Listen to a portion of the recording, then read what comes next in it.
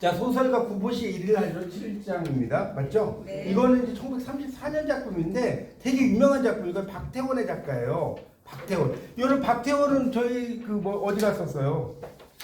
그 길상사 갔을 때, 길상사 네, 수연산방, 네, 네. 수연산방 갔을 때 구인에 있었죠. 기억나시죠? 네. 그러니까 이래서 이렇게 여행을 하면 좋은 거예요. 그래서 하여튼 이 소설가 구보 씨가 집을 나서서 하루 동안의 이야기잖아. 맞죠? 네. 하루 동안에 이제 뭐 여러 곳을 생각을 하면서 근대 도시 경성을 관찰하고 산책하는 이야기. 내용은 그렇게 어렵지 않고 이런 소설을 뭐라고 하냐면 도시 소설이라고 해요. 네. 도시. 시골이 아니라. 네. 그 다음에 또 하나는 이걸 좀 어려운 말인데 고현학이라고 그래요. 고현학이라고 들어보셨어요? 고찰한다는 거예요. 현대를. 네, 그렇죠. 현대를 고찰하는 학문이라고 해서 고현학이라고 합니다. 고증학이랑 다른 거죠? 좀 다르죠. 고증학은 고찰해서 증명하는 거고 고현학은 현대를 그냥 고찰하는 거예요. 그렇게 이해하시면 돼요. 네네. 고현학이라는 거 꼭 알아두시고요. 그러니까 어떤 도시의 여러 가지 문제를 그러니까 현대성을 살피는 학문이라고 보시면 될 것 같습니다. 뭐 이 박태원 생애는 건너뛰고요. 자, 문제부터 하고 들어갈게요. 첫 번째 문제는 이 주인공이 외출해서 귀가할 때까지 걱정하며 기다린 사람은 누구예요? 어머니. 어머니. 이런 거. 그 다음에 주인공 구보가 방문한 종로에 있던 백화점 이름 화신상해. 화신상해. 그러니까 이게 제가 알기로는 이제 여기 현대소설 이해 감상은 1학년 1학기 여러분 들어오시고 하셨기 때문에 거의 특히 단답형으로 나와요. 이게 막 이렇게 서술형으로 나오는 건 많지 않을 거예요. 서술형도 나오긴 나오겠지만 여기 있는 거 5문제씩 나오는 거는 여기서 틀리면 맞을 게 없어요. 저도 못 먹나 이런 말 들어보셨죠? 저도 못 먹나. 이걸 나오는데 틀렸어. 뭘 맞습니까? 먹여달라. 맞잖아요. 그래서 주인공 외출에 귀가할 때까지 걱정하면 기다리는 사람 누구냐 했는데 아버지에다가 체크. 할 말이 없어, 할 말이. 그렇죠? 책 안 읽는 거. 청년 구보가 세약했던 거 시력이었죠. 네. 눈이 되게 안 좋은 거고. 그러니까 이것도 뭐 시력, 청력, 뭐 후각 뭐 이렇게 막 관절 막 써놨어. 그런데 관절 이렇게 체크하면 골치 아프다고. 주인공 구보가 우연히 과거에 선본 여인을 만난 곳 전차. 그 전차 스트리트카죠. 그러니까 우리나라에 1968년까지 전차를 그러니까 실제로 본 분들 좀 계실 거예요. 서울에 사신 분 있죠. 전 타봤어요. 아, 그러니까 연세가 조금 되신 분을 타보셨는데 아 진짜 요즘 그런 게 좀 있었으면 저도 유럽을 가면 트램 생기지 않아요? 그러니까 생기는데 그러니까 아직은 안 생겼잖아요. 생길 거래요. 그러니까 생길 예정이죠. 네. 전차 아닙니까? 전차입니까? 그냥 전차에서가 아니라 전차 그 속에서 뒷얘기를 하셔. 아니면 전차 1, 전차 밖 이렇게 나오진 않으니까. 전차만 아, 나오면 자, 그다음에 구보가 벗과 식사 중에 과거 동경에서 만난 여성을 떠올리게 만든 음식 하면 설렁탕. 이렇게 이런 것들을 알아두시면 돼요. 자, 이 작품의 시간적 공간적 배경이 1930년대 경성이에요. 이건 알아두십시오. 1930년대 경성에서 문제를 했고요. 여기 이제 그런 거 여기 157쪽에 하나 잠깐 알려드릴게요. 거기 R, 4, L3 이렇게 나왔잖아요. 네. 이 R이라고 하는 건 right이에요. right 오른쪽. L은 left. 여기 있죠. R4, L3이라고 써 있잖아요. 네. left, right 해가지고 그러니까 어떤 오른쪽, 왼쪽 이런 의미인데 일종의 이제 어떤 시력 이런 거와도 관련이 있는 거죠. 그렇게 보시면 되겠고 그 다음에 여기서 이제 하나 중요한 것만 좀 볼게요. 이게 여러분이 알아두실 게 있는데 이 작품은 작가의 뭘 의미하고 있어요? 내면 의식을 많이 이야기하고 있어요. 맞죠? 이 작품은 작가의 뭘 이야기한다고요? 내면 의식을 상당히 많이 이야기하고 있다는 걸 여러분이 좀 알아두셔야 됩니다. 그래서 뭐 작품을 제가 다 읽을 수는 없고 여러분이 쭉 읽어보시면 예를 들어볼게요. 161쪽을 보세요. 161쪽 여자는이라고 나오는 거에 나오죠. 첫째 줄에 여자는 응당 자기를 보았을 게다. 그러나 여자는 능히 자기를 알아볼 수 있었을까? 그것은 의문이다. 뭐 이런 말 나오죠. 161쪽에 나오지 않아요? 161쪽 지금 말씀드렸어요. 이런 것들이 이제 작가의 어떤 내면 의식을 이야기하고 있다고요. 뭐 이건 의문이다. 그다음에 뭐 중간 정도 두 번째 단락에 161쪽에 그는 분명히 나를 보았고 그리고 나를 나라고 알았을 게다 이런 말 있죠. 네. 이런 것들이 뭐냐면 작가의 어떤 그 내면 의식들을 이렇게 잘 써놓은 거다 이렇게 좀 이해하시면 좋을 것 같다는 거예요. 그런 거 좀 알아두시고 그 다음에 이제 165쪽 보세요. 165쪽에 이거는 잠깐 제가 상식으로 알려드리면 밑에서 넷째 줄에 그들의 이름에는 어인 까닭인지 모두 꼬가 붙었다 이런 말 나오죠. 자. 네, 그러니까 꼬라는 게 아이란 뜻이 아이. 원래 이제 아들 자자인데 아이. 그래서 여러분 피천득의 인연에 보면 이 주인공이 만난 여자 이름이 뭐냐면 아사코예요. 맞나요? 몰라요? 네. 아사코라고 해요. 아사코인데 이게 이제 우리말로 한자로 옮기면 조자예요. 조자. 한자로 옮기면 왜 조자냐? 아침에 태어난 아이. 이 아사라는 게 아침이고요. 꼬가 아이라는 뜻이에요. 그래서 우리나라에 영자, 말자, 순자 이렇게 나오죠. 이게 다 일본식 이름의 표시예요. 네. 아이라는 뜻이 아이. 참고를 알아주세요. 우리나라에만 자영자의 전성시대 막 자자 많이 붙잖아요. 여자 이름에. 그게 다 뭐냐면 일본식 표기고 꼬라는 거는 아들 자자지만 아이라는 뜻이다. 참고를 알아주세요. 그런 내용이고 그래서 이제 이 작품은 쭉 그 작가의 내면 그다음에 자전적 소설 그런 의미로 볼 수 있어요. 그러니까 이 작품 참 재밌는 게 뭐냐면 자 소설가 구보 씨의 일일이라고 했지만 소설가 구보는 박태원을 가리킨다라고 볼 수 있어요. 그죠? 네. 자전적 소설이라고. 그러니까 자전 소설은 아닌데 이런 작품을 자전적 소설이라고 하는 거예요. 자전적 소설. 뭔 말이냐면 자기의 삶을 똑같이 쓰지는 않는데 자기 삶을 비스무리하게 쓴단 말이에요. 그런 거를 자전적 소설이다. 이거 꼭 알아두시면 좋겠고요. 고혈압도 이야기했고 그 다음에 이제 이 구보의 산책이 소설이 되는 거예요. 산책을 하면서 여러 가지를 떠올리는 뭐 그런 정도다. 그렇게 하고 넘어가겠습니다. 자, 8장은 빨리 봐줘. 지금 15분까지 해야 되니까. 날개 8장. 자, 8장 이상이죠. 날개 이거는 1936년작이에요. 맞죠? 이상의 날개 몇 년작이라고? 1936년작인데 이 작품은 경제력을 상실한 한 이제 무능한 남편이죠. 아내의 내객 때문에 시작된 외출을 통해서 어떤 소외와 절망 이런 걸 느끼는 작품이에요. 자, 이런 이 날개를 뭐라고 하냐면요. 써놓으세요. 심리소설이라고 하고요. 심리소설. 또 하나는 이건 제가 한자로 써드릴게요. 내성소설이라고 해요. 내성.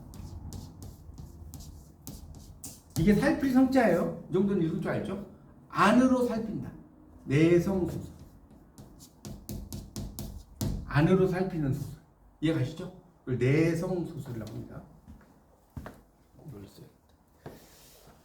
내성소설. 안내자 무슨 성자? 살필 성자. 자, 그래서 이 작품에서는 어떤 근대인의 내면의식 이런 걸 잘 써놓은 거다. 이 정도 하고 넘어갈게요. 자, 문제 바로 이야기하면서 들어갈게요. 178쪽에 보시면 날개가 나오고요. 자, 이 작품의 첫 문장에 보면 뭐가 되어버린 천재를 아시오 이렇게 나오죠. 네. 178쪽 박제. 네. 여러분 박제가 뭔지 알죠? 이렇게 그 동물들 이렇게 속에 있는 걸 다 빼놓고 이렇게 그 살아있는 것처럼 이렇게 만드는 거 있어요. 네. 박제가 되어버린 천재를 아시오? 이렇게 시작돼요. 나는 유쾌하오 이런데 연애까지 유쾌하오. 박제 꼭 알아두시고요. 자, 33번지 구조나 거주자를 보면 흡사 뭐라는 느낌이 없지 않다. 이게 유곽이라고 그래요. 유곽. 요즘으로 말하면 이제 일종의 뭐라 그래 뒷골목, 뭐 술집, 주점 뭐 이런 거예요. 그렇죠? 그런 그것을 유곽이라고 합니다. 주인공의 아내가 준 은하 50전을 어디에 넣어뒀는가? 어디에 넣어둬요? 네, 그렇죠. 덩어리. 그 아내가 감기 걸린 주인공에게 먹인 수면제 이름 아달리. 자, 그다음 마지막이죠. 날자 한 번만 더 날자. 이게 미스코시 옥상에서 맺힌 말이다. 이거 아니죠? 네. 여러분 여기서 꼭 알아두실 게 이 날개라는 걸 좀 설명드릴게요. 이 날개는요. 이 작품에서 이 글자 보이나요? 네. 이 날개는 이걸 아셔야 돼. 뭘 알아야 되냐면 왜 그럼 제목이 날개예요, 여러분? 날개가 왜 날개예요? 이 날개라는 의미가 뭘까요? 이 날개는 그러니까 상실, 그러니까 지식인의 소외죠. 현대를 사는 지식인의 소외를 나타내는 건데 이 날개는 여러분 이제 이게 우화등선이라는 소동파의 적벽부에 보면 이거하고 연결되는 거예요. 여러분 이상이라는 사람이요 이게 이걸 알아두셔야 되는데 한문 공부를 많이 했을까요 안 했을까요? 엄청 많이 했어요. 그냥 한 게 아니에요. 이상 작품 봐보면. 그래서 우화등선이라는 게 자 어깨에 깃이 돋쳐서 신선이 돼서 어디에 올라가? 하늘에 올라가. 이걸 뭐라고 한다? 우화등선이라고 한다. 우화등선. 그러니까 뭔 소리냐면 잘 보세요. 이 우화등선은 뭐냐면 이 작가인 소동파가 좀 왕에게 좀 이렇게 미움을 사가지고 유배를 가. 근데 이제 이 사람은 유배를 갔다고 생각 안 해. 어떻게 생각해? 나는 원래 하늘나라의 신선이었다. 근데 글자를 하나 잘못 읽어서 님이라는 글자에 점 하나를 붙이면 남이 되잖아요. 이것처럼 글자를 하나 잘못 읽어가지고 인간 세상 내려왔다. 나는 언젠가는 어깨에 깃이 달려서 신선이 돼서 어디로 올라갈 거다? 그 우화등선이요. 그게 소동파의 적벽부에 나온 유명한 말이거든요. 이것처럼 이 깃이 돋치고 이런 것들 자체가 그런 거의 맥락이라고. 우리가 지금은 비록 일제하에 있겠지만 우리가 언젠가는 이 상황에서 벗어날 것이다. 책에는 그런 이야기까지 안 나올 건데 그런 걸 내포하고 있는 거예요. 이 날개라는 게 이거 제가 지어낸 게 아니고 진짜로 비평가들의 말이에요. 우화등선. 이게 가지고 연결되죠? 날개라는 것이 그런 거다. 그래서 상당히 이제 내면 의식 이런 걸 잘 써놓은 거예요. 이 작품을 보면 이상이라는 사람이 참 글들이 이상은 좀 글 자체가 이상해요. 글 자체가 이상은 글 자체가 이상한데 그래도 날개라는 작품은 읽을 수는 있죠. 뭐 어렵진 않죠. 이상의 작품은 나중에 여러분 읽어보시면 알겠지만 띄어쓰기가 안 돼 있어요. 특히 시 같은 경우 띄어쓰기 하나도 없어. 그 나중에 알려드릴게요. 그래서 이제 이상의 작품들이 쭉 뭐 여러 가지가 나옵니다. 그래서 아랫방, 윗방, 뭐 거울, 뭐 여러 가지가 나오는데 이상에서 자, 요 이야기 좀 해드릴게요. 거기 그 182쪽 뭐 제가 다 일일이 이야기할 수는 없고요. 182쪽에 밑에서 셋째 줄에 거울이란 이런 말 있죠. 네. 거울이란 제 얼굴을 비출 때만 실용품이다. 그 외의 경우에는 도무지 장난감인 것이다. 이 거울은 제가 이거는 시험에는 안 나오지만 상식으로 알려드릴게요. 뭘 알아야 되냐면 자. 윤동주가 말하는 거울과 여러분 보세요. 거울이 윤동주 작품에서 거울이 있죠. 있어요, 없겠어요? 있어요. 구리 거울이 나온단 말이에요. 이상의 작품에 거울이 있어. 자, 윤동주의 거울과 이상의 거울이 있단 말이에요. 차이가 있어. 자, 누가 이야기할 수 있어요? 윤동주가 말하는 거울과 이상이 말하는 거울은 완전히 달라. 여러분 이런 걸 알아야 한다니까. 아니 시험에 1번에 2번에 4 이게 중요한 게 아니에요. 물론 그것도 중요하지 않지만 아는 건 아니지만 윤동주가 말하는 거울은 자아성찰이에요. 나를 돌아본다고 거울을 통해서. 근데 이상이 말하는 거울은 자아의 단절이에요. 자, 이상이 거울이라는 작품이 어떻게 쓰냐면 이렇게 나와요. 거울은 왼손잡이요. 내 악수를 받을 줄 모르는 왼손잡이요. 여러분 보세요. 내가 거울에다가 오른손을 이렇게 하고 악수하려고 해. 거울은 뭘 내밀어요? 왼손 내밀잖아. 대화가 돼야 안 돼요. 대화가 안 되죠. 그러니까 이상은 이 거울을 단절의 관점에서 봐. 여러분 이런 걸 공부해야 한다니까 문학을 공부할 때는. 그래서 꽤 닮았다고 마지막에 하잖아요. 그러니까 닮았다고는 하지만 뭐 외로운 새로운 사업을 시작할 것이고 하면서 닮은 건 이야기하지만 결국은 이상이 말하는 이 거울은 단절의 포인트를 보여요. 이건 진짜로 단절의 포인트를 본다. 꼭 알아두십시오. 그래서 이제 아내가 이제 약간 육악에서 일하는 이제 여성을 나오는데 이 작품을 읽어보면 자기 아내가 되게 남성을 지배하고 있다는 느낌을 주죠. 네. 그러니까 뭐 계속해서 막 이렇게 잠을 자게 만들고 네. 뭐 이런 것들 되게 많이 나와요. 그리고 이제 여기서 재밌는 거는 이제 은화하고 뭐 지폐 뭐 이런 게 나와요, 맞죠? 네. 여기 보면 은화라든가 지폐 이런 것들이 이제 그러니까 은화라는 것은 전통을 의미한다고 본다면 이 지폐는 현대를 의미하는 거죠. 그러니까 어떤 근대 자본주의에 가까운 형식으로 사회가 변해간다는 그런 모습을 작품을 보면 또 나와요. 그러니까 돈의 의미 이런 것도 이 작품을 보면 상당히 많고요. 이 아내가 막 먹이죠 뭔가를. 200페이지를 보면 좀 나오죠. 200페이지 보시면 거기 밑에 두 번째 단락에 보세요. 밑에 두 번째 단락에 그러나 다음 순간 실로 세상에도 이상스러운 것이 눈에 띄었다. 그것은 체면약 아달린 갑이었다. 뭐 이런 말 나오잖아요. 그러니까 아내가 나에게 아달린을 먹이는 거예요. 계속 자게 만드는 거예요. 그것을 아내의 화장대 밑에서 발견하고 그것이 흡사 아스피린처럼 생겼다고 느꼈다. 그것을 열어봤다. 또 4개가 비었다. 뭐 이런 식으로 이야기하면서 그러니까 정신분열, 현대인의 정신분열을 이야기하는 겁니다. 이 작품이 이제 재밌는 것은 뭐냐면 주인공 나의 일상을 이야기한 작품이에요. 주인공 나의 일상을 이야기하는데 이 작품에는 윗방과 아랫방이 나오죠. 네. 그래서 윗방은 주인공의 방이고 네. 아랫방은 아내의 방이에요. 이걸 좀 여러분이 알아두시면 좋습니다. 그 윗방은 어때요? 이 주인공 나의 방이니까 해가 들어요, 안 들어요? 안 들어. 해가 안 들어. 그러니까 해가 안 들어야 잠을 잘 거아요. 여러분 돼지 제가 농업을 배웠는데 잠시만 돼지를 비육시키려면 어떻게 먹이고 불 꺼버려. 점등사육이라고 점등사육. 그러니까 불 꺼버린다고 먹인 다음에 불을 꺼놓다. 그럼 얘는 밤인 줄 알고 어때요? 계속 자.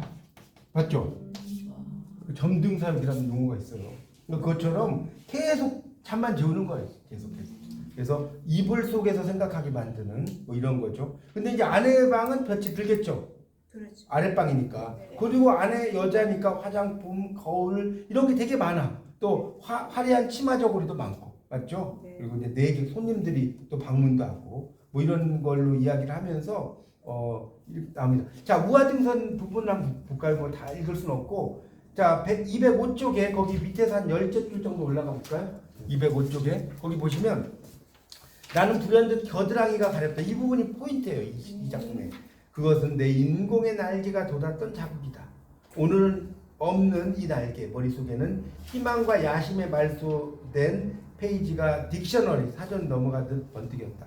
나는 걷던 걸음을 멈추고 어디 한번 이렇게 외쳐보고 싶었다. 날개야 다시 돋아라. 날자 날자 날자 한 번만 더 날자꾸나. 한 번만 더 날아보자꾸나.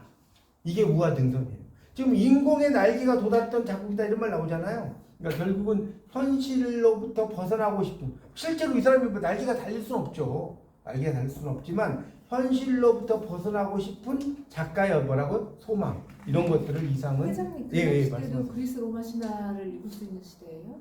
언제가요? 그 이상이 그리스 로마 신화. 이상 시대에도 뭐 그런 책들 다 있었죠. 그래서 예. 약간 음. 그 로마 신화. 그러니까 뭐 이거 다이달로스. 예, 그러니까 맞아요. 네. 그러니까 밀랍 인형이 되는 그 네. 걸 많이 공부하셨네. 그 태양으로 가다가 이렇게 떨어져 가지고 그렇죠? 아들이 떨어져. 예, 맞아요. 그런 의미도 볼 수 있는데 어쨌든 여기서는 이제 그렇게도 보고 이제 이상은 이 작품이 그런 어떤 소동파의 적벽부 요거하고 연결돼 있다는 것을 보통 학자들이 많이 이야기합니다. 예, 그 정도 하고 넘어가고 이제 미스터 방아지 알았죠? 9장 보세요. 9장 미스터 방. 이거는 1946년 작품이고요. 9장 미스터 방. 이게 이제 미스터 방이 이게 요즘 말로 미시다 방에 미시다. 맞죠? 이 방시잖아, 방시. 네. 이제 이게 재밌는 게 이 미스터라고 했지만 이게 이중적인 의미를 갖고 있는 거예요. 네. 그러니까 결국은 일제에 너무 그냥 이게 참하고 이렇게 먹고 살려고 하는 그런 사람이잖아요. 미스터 방이라는 게. 이 작가는 최만식이고, 여러분 최만식 문학관이 어디 있죠? 그때 얘기해 주셨는데. 군산에 있어요. 군산. 군산. 아, 고양이 거기인가요? 고향이 이쪽에 군산. 아, 군산 옆에 김제 있잖아요. 김제. 네. 뭐 그런 쪽이 하여튼 군산 쪽. 여러분 이제 이 군산을 또 그러니까 2학기에는 제가 이제 문학기행을 이제 주변에 이제 가서 가이드를 좀 해드릴 건데, 그러니까 여러분의 의견을 좀 받아서 저는 뭐 어디를 가든 다 해설할 수 있으니까. 그래서 저는 군산을 좀 가도 나쁘진 않을 것 같아요. 이게 군산에 가면 이 최만식 문학관이 이게 배 모양으로 돼 있어가지고요. 되게 멋있어요. 그래서 안 가보신 분은 최만식 문학관을 특히 국문학을 내가 공부했다 꼭 가보셔야 됩니다. 맛있는 게 많아요. 군산 맛있는 거 엄청 많아요. 하여튼 그래서 이 최만식은 자 보세요. 이 귀동량으로 이제 영어로 이게 이제 귀동량으로 미군의 통역관이 된 방산복 이야기죠. 네. 읽어보셔서 아시겠지만 그래서 그런 이야기고요. 이 작품은 풍자 소설이라고. 최만식은 여러분이 풍자를 빼고 이야기할 수가 없습니다. 풍자 소설. 풍자한다는 뭘 풍자한다. 세태를 영어로 세타이어라고 이야기합니다. 그래서 이 최만식은 여기 보세요. 이 최만식도 밑에 봐봐요. 여기 카프에 직접적으로 참여하지는 않았지만 동반자 작가 아까 이야기했죠. 네. 가입은 안 하고 동조만 한단 말이에요. 동반자 작가예요. 그거 알아두시고 그다음에 레디메이드 인생 이미 만들어진 인생 뭐 이런 작품도 있어요. 그러니까 이미 만들어진 인생인데 아들을 목재소 이런 데다 팔아요. 그러니까 보내요. 먹을 게 없어. 이미 만들어진 인생이 잘 나가야 할 거 아니에요. 근데 그런 어떤 반어적인 게 되게 많습니다. 하여튼 여러 가지 작품이 있어요. 태평천하도 있고. 그래서 풍자적인 소설 하나 좀 이야기하고 싶은 게 뭐냐. 인물들이 긍정적 인물이 아니라 보다 부정적 인물이 나와요. 여러분 풍자 소설에는 긍정적 인물이 잘 안 나옵니다. 부정적 인물이 나온다는 거예요. 이걸 꼭 알아두십시오. 풍자 소설에서 부정적인 인물이 나와요. 그래서 그 사회 불합리 이런 것을 이야기한다. 자, 그래서 미스터 방. 자, 문제 바라볼게요. 자, 이 주인공 미스터 방의 이름은 방삼복. 방삼복 알아두시고, 자, 백주사가 말하는 좋은 세상은 언제냐? 광복이 되기 전. 그렇죠. 광복 1945년. 해방이 될 때까지 방삼복은 뭐예요? 그 조선 한복판에 이제 그 있는 그런 이제 그렇죠. 한복판에서 어떤 일을 했느냐? 신기료 장수했죠. 네. 이게 이제 구두 깁는 일이에요. 신기료 장수라고 그래요. 구두 이런 거. 자, 방산복을 미스터 방으로 만든 새로운 직업은 미군 S 소위의 통역 맞죠? 네. S 소위의 통역을 하고. 그다음에 화자는 방산복과 백주사 사이에 어떤 별명을 붙여서 서술하는가? 삐뚤이 방산복 맞죠? 네. 또 노랑수염 백주사 뭐 이런 식으로 이제 이름을 붙입니다. 뭐 아실 거고. 그래서 이제 이 작품의 시공간적 배경은 해방 전후에 서울을 이야기하고 있어요. 해방 전후 1945년 그 전후. 그래서 백주사가 방산복을 만나서 술자리를 하면서 이제 뭐 여러 가지 이야기도 하고 하는데 여기서 이제 또 하나 좀 알아두실 것은 이 주인공을 되게 웃기게 표현하는 걸 이걸 뭐라고 하냐면요. 희화화. 이걸 여러분이 아겠어요. 희화화. 이게 뭐냐면 웃기게 표현한다는 뜻이에요. 여러분 이제 문학 공부하는데 희화화를 모르면 안 돼요. 많이 나와요. 희화화. 아, 주인공 희화화했다면 웃기게 표현함. 이걸 좀 더 있어 보이게 쓸 때 희화화라고 합니다. 아시겠죠? 희화화 꼭 알아두세요. 자, 알아두시고 뭐 작품까지 제가 이야기할 시간적인 여유는 없으니까 여러분 읽어보시는데 하여튼 이 작품에서는 이 화자의 서술이 이 방산복의 눈부신 발전 이런 걸 막 이야기해요. 자, 220쪽을 보시면 220쪽을 보세요. 거기 이제 보면 220쪽에 X라고 써있잖아요. X 이렇게 써있죠. 네. 200 이거 옆에서는 장면의 전환이에요. 이렇게 X라고 써진 거는 장면이 전환됐다 이런 것을 나타내고 있습니다. 자, 됐죠. 그래서 이제 거기 보면 45년 역사적 감격에는 이날도 신기리 장수 나왔죠. 신기리 장수 이게 이제 신기로 장수와 똑같아요. 그러니까 그 표현을 좀 달리하는 겁니다. 아시겠죠? 신기료 장수, 신기리 장수. 그러니까 돌아다니면서 어떤 사람이면 헌신발 고치는 사람. 그걸 신기리 장수. 모르면 써놓으세요. 여기저기 돌아다니면서 헌신발 고치는 사람을 신기리 장수라고 이야기합니다. 그래서 이제 방산복이 양복을 입고 이 작품은 되게 재밌죠. 이 최만식의 작품 되게 재밌습니다. 지루하지가 않아요. 최만식 글 되게 잘 써요. 그래서 어여담이고 여기 보세요. 224쪽을 보면 네 번째 줄에 거진 매일같이 미스터 방은 에스 소위를 낮에는 거리의 구경으로 나오죠. 밤이면 계집 있는 술집으로 인도하였다. 그렇게 나오죠. 그러면서 이제 막 이렇게 아부하는 거야. 아부하면서 뭐 하겠어? 부의 축적, 막 부를 축적하는 이런 이야기가 나와요. 그러니까 이 작품은 처음에는 이 방산복이 코삐뚤이 방산복이었어, 맞죠? 네. 코삐뚤이 방산복에다가 나중에 미스터 방으로 돼. 네. 그러다가 이제 좀 더 높여주면 선생을 붙이잖아요. 방선생.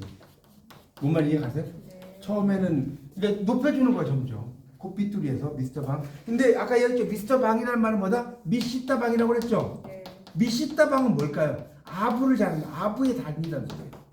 이게 하도 이게 많이 이렇게 비벼가지고 지문이 없을 정도. 아부의 달인으로 가는 이야기죠. 그런 정도로 좀 여러분이 이해하시면 됩니다. 그래서 이제 결국 미스터 방은 자신의 이익을 위해서려면 어때요? 이해서려면 어떤 일도 마다해요, 마다하지 않아요? 마다하지 않죠? 마다하지 않습니다. 자, 보세요. 이게 재밌는 게 231쪽 볼까요? 231쪽 이런 말 나와요. 하나, 둘, 셋, 넷, 다섯 줄 볼게요. 하셨어요? 네. 그렇게만 해준다면 내 재산 절반 논아주면 돼. 내 재산 절반을 나눠주겠다는 소리야. 맞죠? 네. 절반. 응, 여보게. 미시다방. 나와요, 안 나와요? 미시다방 나오죠? 네. 그러니까 미시다방이라니까. 미시다방. 그러니까 미시다방은 뭔 소리냐? 밑을 씻어준다. 지저분한 것을 처리해준다는 소리. 맞죠? 그냥 그래요. 내가 좀 이게 처분하기가 애매해. 이런 걸 네가 처리해줘. 그럼 내가 너한테 그만큼 대가를 해줄게. 그런 거 아니에요? 네. 기가 막힌 말이에요. 이 미스터 방 여러분 정말 작가 대단하지 않습니까? 네. 미스터 방의 말은 미스터 방의 뜻이 아니라니까. 미시다 방이에요. 그거를 이제 미스터 방으로. 그러니까 이게 중의적 표현이라고. 중의적 표현. 여러분 문학을 공부 얼마나 재밌습니까? 중의적 표현으로 읽는 거예요. 옛날 작가들 여러분 정말 대단한 작가들이에요. 너무 좋다. 그래서 뭐 그런 의미고. 근데 이 작품은 이제 극적 아이러니라는 말을 들어보셨어요? 극적 아이러니라는 게 있는데 뭐냐면 독자는 알고 있지만 인물은 몰라. 그래서 이제 막 이야기하는 거예요. 막 그 뒷부분에 이제 그런 게 나오죠. 막그 물을 뿌리고 막 이런 것도 나오는데 하여튼 그런 내용들이 쭉 나와요. 여러분이 다 읽어보시면 재밌습니다. 이 이야기들이 제가 뭐 여기서 다 이야기를 할 수는 없지만 하여튼 희화화 그다음에 극적인 아이러니 이런 걸 통해서 상당히 이런 사람 뭐라고 하냐 기회주의자라고 해요. 맞죠? 네. 기회주의자의 면모를 보여주고 있습니다. 기회주의자. 자 넘어가겠습니다. 자, 10장 학. 아 정말 학이라는 작품 정말 명작이에요. 명작. 읽어보셨죠? 네. 이 황순원의 학은요. 여러분 황순원 하면 소나기만 많이 알고 있어. 맞죠? 양평에 가면 황순원 마을도 있어요. 소나기 마을도 있는데 여기 가보셨죠? 황순원 안 가보셨어요? 아니 지금 여러분 아니 공부만 하셨나 봐.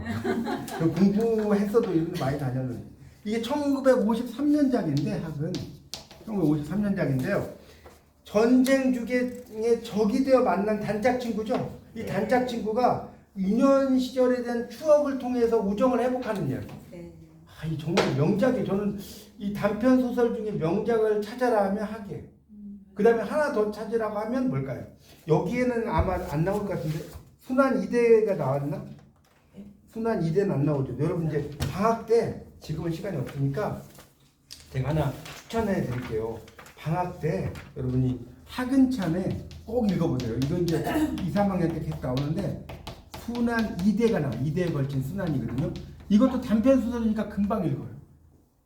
정말 명작입니다. 명작. 그러니까 아버지가 만두인데 왼팔 팔이 하나 없어. 아들은 진수예요. 진수인데 다리가 하나 없어. 그러니까 아버지는 만주사변 때 일하다가 팔을 잃고요. 아들은 6.25 때 전쟁에 참여했다 다리를 잃어.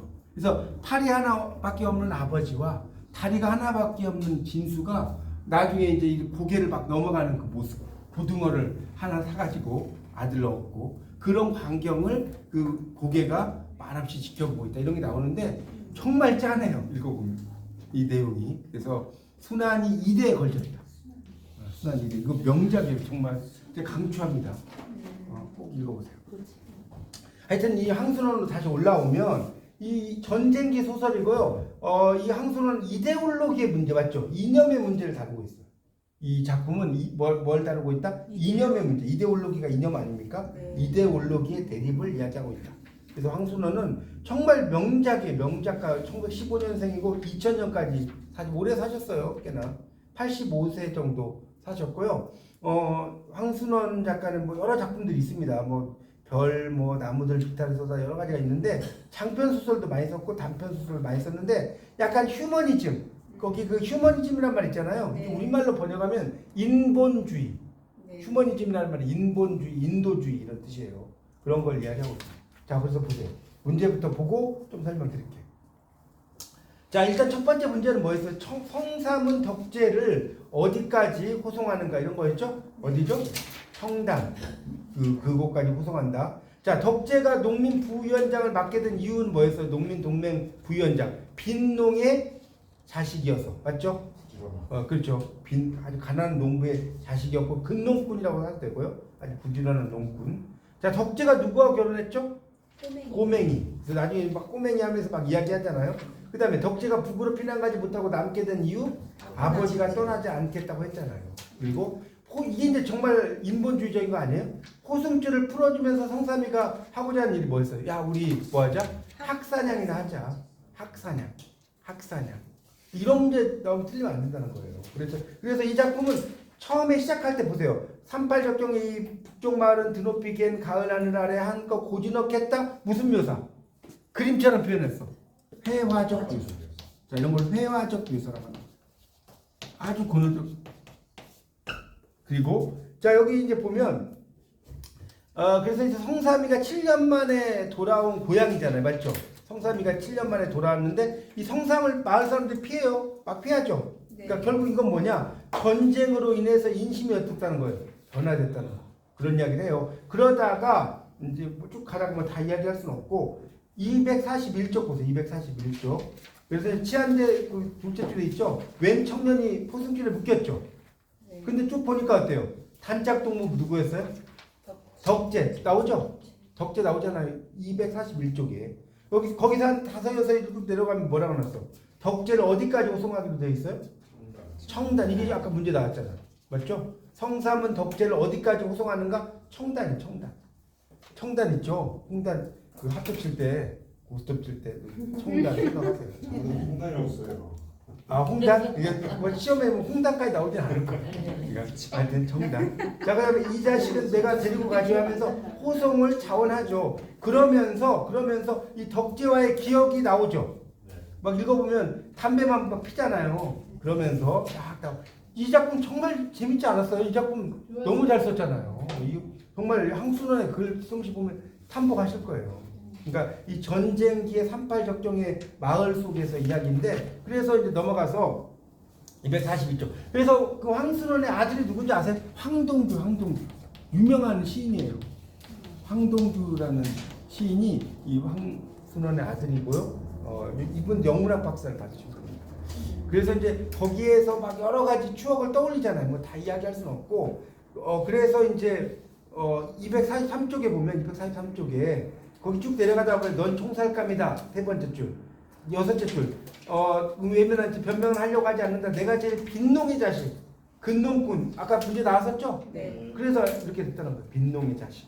이렇게 이야기하다가 결혼했냐고 그러니까 뭐라고 그래? 꼬맹이 나오죠? 네. 거 밑에 있잖아요. 아니 꼬맹이와 제 밑에 하늘 높은 줄 모르고 땅 넓을 줄만 아는 막 하면서 이 가을에 첫 애를 낳는데 그러니까 애가 애를 낳는다 뭐 여러 가지 막 이야기 하잖아요. 막 이야기 하다가 이제 심리가 나오죠. 이제 다른 건 뭐 넘어갈게요. 다 넘어가고 자 244쪽 이게 이제 정말 기가 막힌 거예요.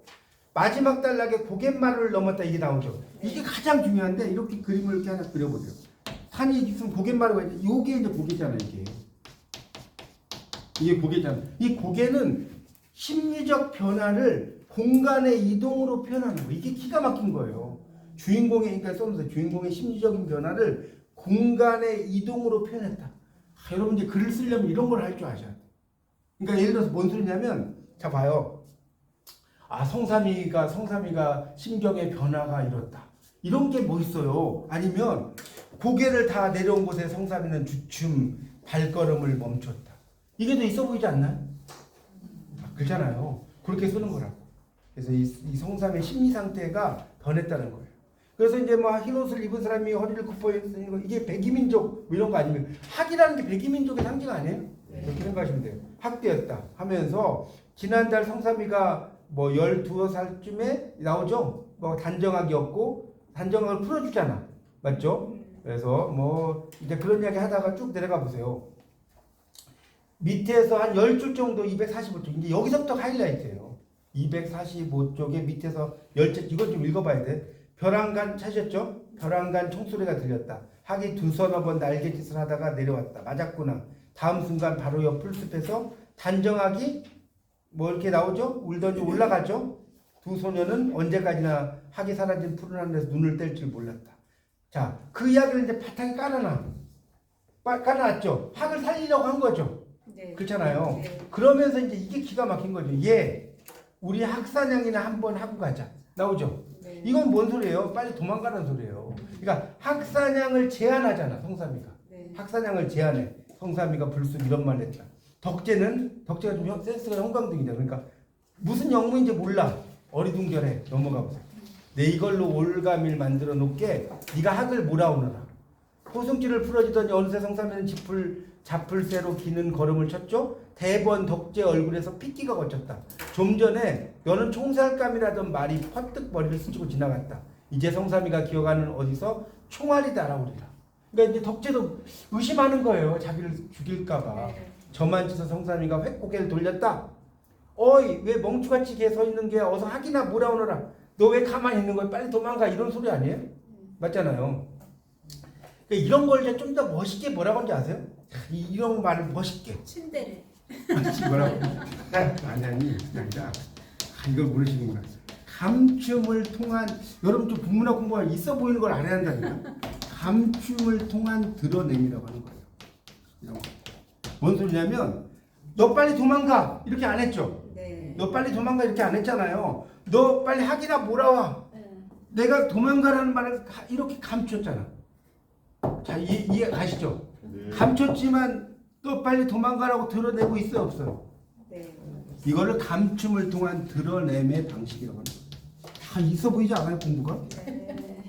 제가 연자는 공부 있어 보이려고 한다고.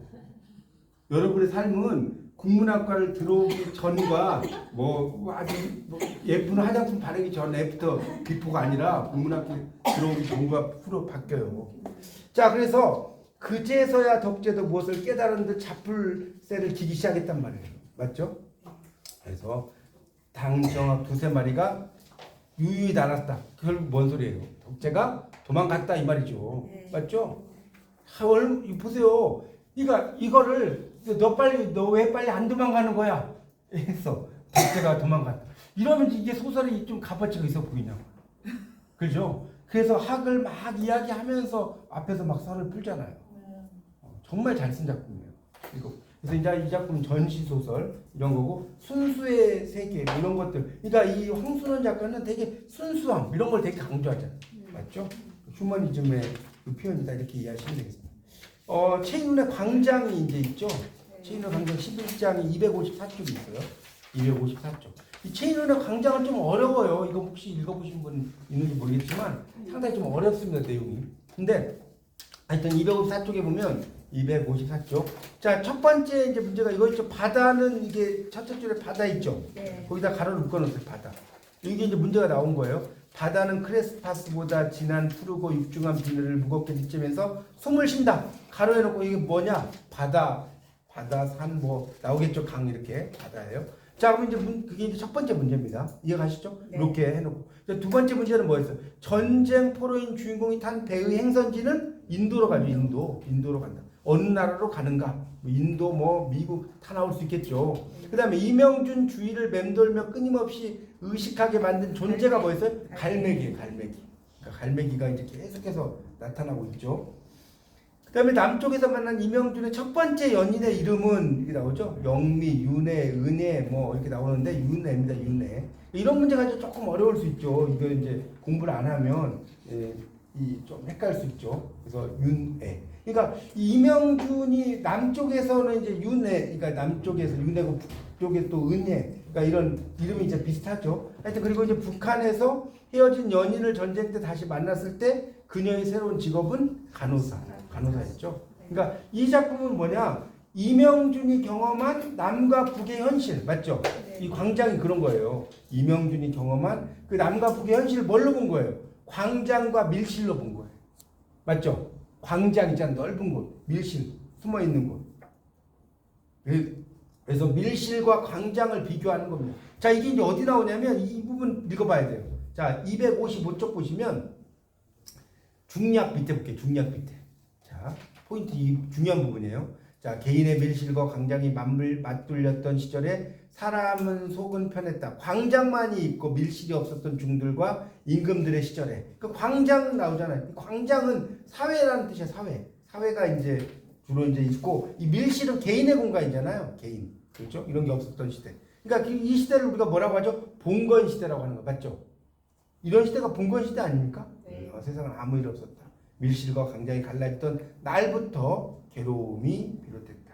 그러니까 옛날에는 뭐 정말 왕이 저놈을 목을 쳐라 하면 그냥 그렇게 하는 거잖아요. 뭐 이유도 없어 그냥. 그렇죠? 그런 시대잖아요. 그냥 그런 봉건주의 그런 시대를 이야기하는 것이고요. 이 작품은 정말 이렇게 생각할 거리를 많이 던져주죠.